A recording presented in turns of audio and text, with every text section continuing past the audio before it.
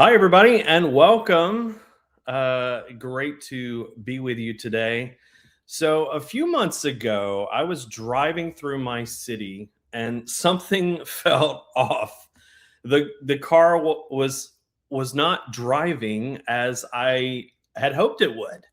It wasn't breaking down, but it just didn't feel right. So, at first, I began to blame the roads. I mean, this was not an easy ride. It was it was bumpy. I was tossing about, and I thought, maybe it's just nothing. But I kept riding and it got rougher.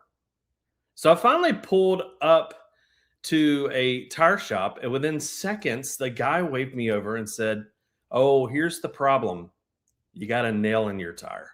Now, quite honestly, I had dealt with this for weeks. These rough roads, this unfortunate ride that I had to take every time I got in my car and I went anywhere. And it wasn't a flat, but it was a slow leak.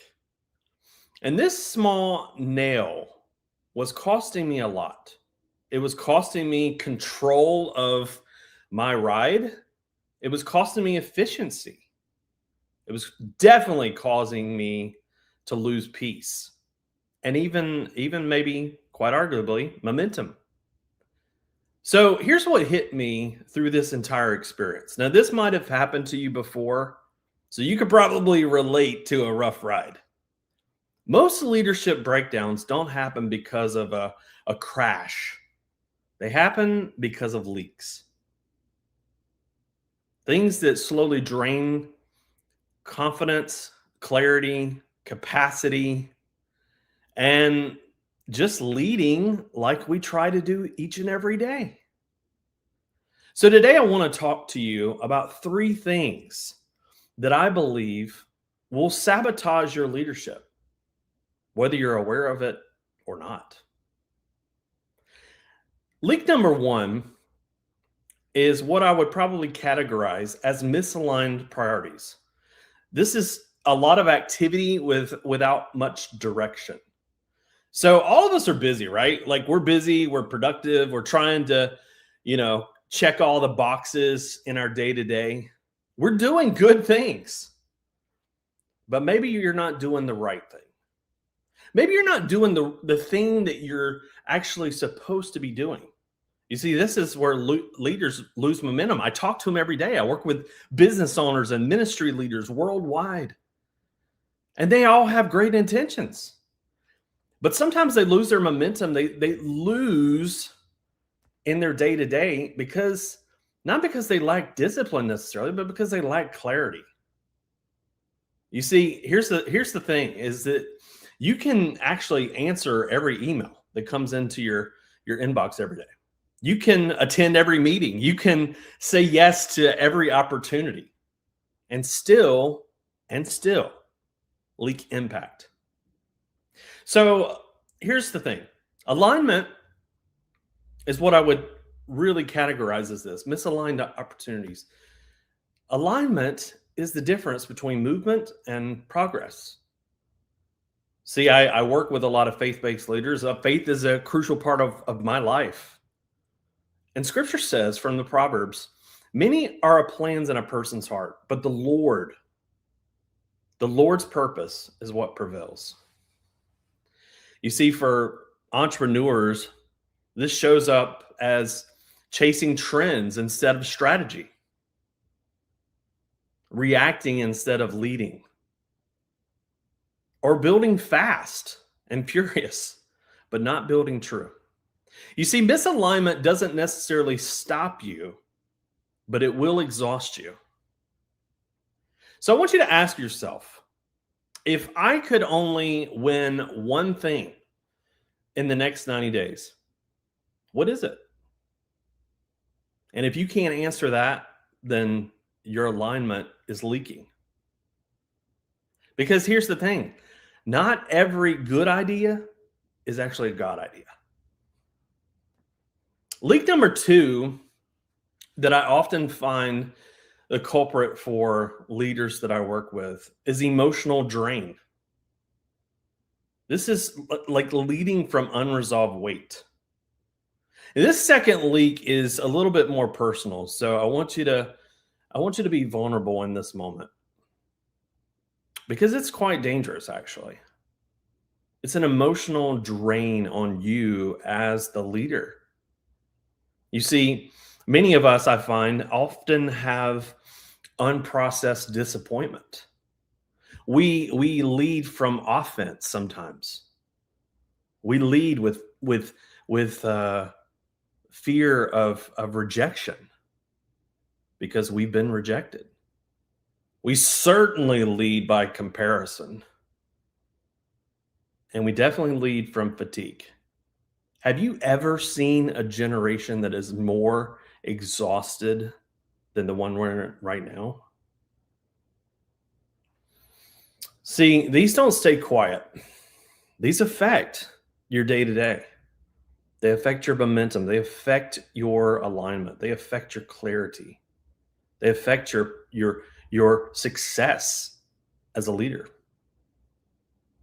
And these leaks, this leak of emotional drain actually leaks into how you communicate. It leaks into how you make decisions. It leaks into how you show up. You can lead systems, you can lead teams while literally bleeding internally, but not for long. Because when entrepreneurs, business leaders, ministry leaders, just like you, when you lead and you've got failure that you haven't really processed, you've got failure that you haven't just internally resolved, it begins to sabotage your confidence. You can have one bad quarter of your year, one bad quarter in your calendar year, and it will rock your identity. If you don't solidify your identity, if you don't really take time to process who you are, apart from what you do as a leader, it could really rock your foundation. So I mentioned I work with faith leaders as well, ministry leaders. Even they deal with this. They have unanswered prayers, seemingly so, that have turned into quiet resentment. Maybe God said wait, but they've internalized this as an unanswered prayer, and they've begun to get bitter. It's a leak. It's an emotional drain. So here's the truth. You cannot sustainably lead others where you refuse to be honest with yourself. See, a lot of this is really some inward processing that we must do. Unhealed leaders don't quit first. We don't check out. We don't clock out. We don't throw in the towel initially. But what ends up happening is a slow leak. You might be leaking today. So I want to ask you this question. What is it that you're carrying right now that you've never stopped to process? What is it right now that you've never healed from? What is it that is emotionally draining you? Now, some of you might struggle to know exactly what this is. But oftentimes, if you think about it, it's what keeps you up at night. What makes your sleep restless? It is the thing that pings in your brain hour by hour of the day. Even when you're busy checking those emails and sitting in meetings or even leading those meetings, what have you not fully processed? The last leak number 3, is diffused focus. This is too many targets, too many things that we're doing at once. I venture to say nobody's guilty of that. Like right now, you might be a leader that has literally 97 tabs open, 97 browser tabs on your desktop or your laptop because you're going after it. Now, I tend to do that myself.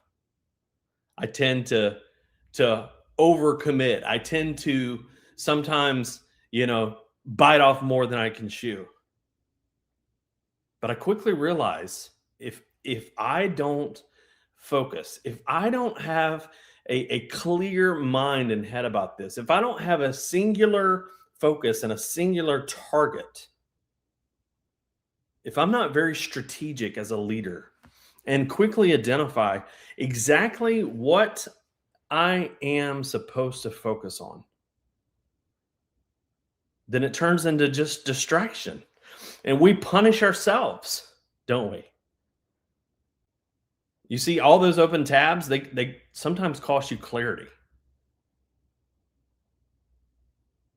Sometimes the vision even becomes noise. Sometimes the confidence becomes fragile.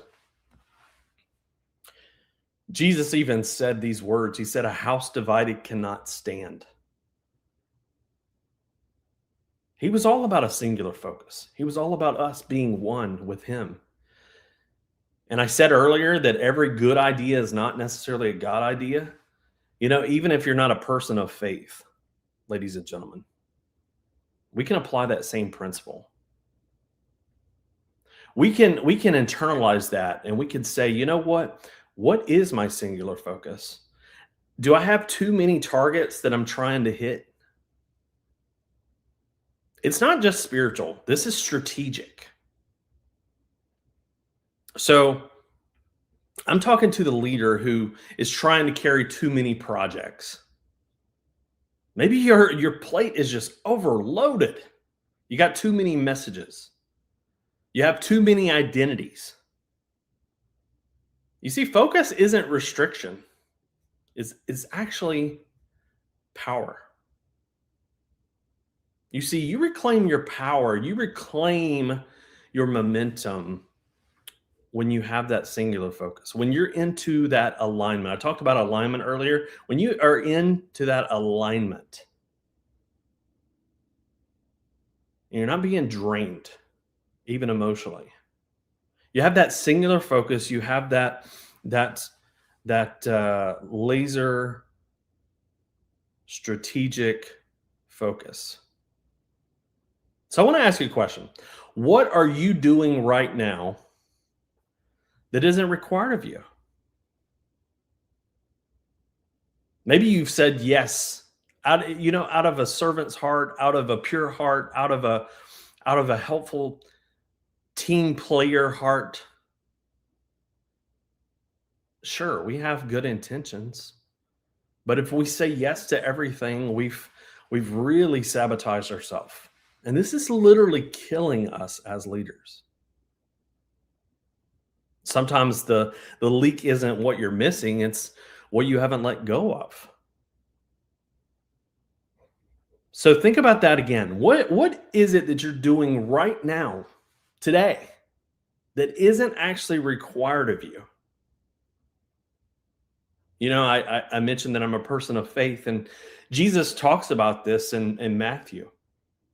In the Gospel of Matthew, Matthew 11, chapter 11, he actually talks about accepting his yoke. You see, yokes were these contraptions that would fit on the oxen, and it would actually lead the plow. And it was fitting across the oxen. So when he was speaking these words, he was speaking it to people who understood what a yoke was all about. And he said, "My yoke is easy. My yoke is easy. My burden is light." Some of us have accepted yokes. We've accepted things onto our plate, onto our calendars, onto our agendas, into our very world. That has literally become a distraction. It's become a weight. It's become a yoke. that has become unbearable for us to carry because we were never meant to carry it. So remember I told you at the top of this talk how I had that nail in my tire? See, the fix was actually simple.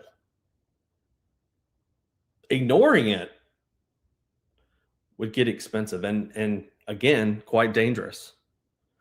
Once it was patched up, the ride just didn't improve. It was effortless again. And leadership works the same way. So you don't need a new title. You don't need a new audience necessarily. You don't even necessarily need a new anointing. I'm not talking about any of that. You just need to identify the leaks. You need to identify the leaks. So what is it for you? Is it the misaligned priorities? Is it the misalignment of what you're supposed to do? Is it the emotional drain? Or is it the diffuse focus? Because when alignment is restored, the momentum returns. Your peace will increase, and leadership will just feel lighter. Not because the road has changed, but because the system did. So what is leaking, leader? I'm talking to you right now. What is leaking for you? And what are you going to do about it? Thanks for letting me share. It's been a joy to be with you today.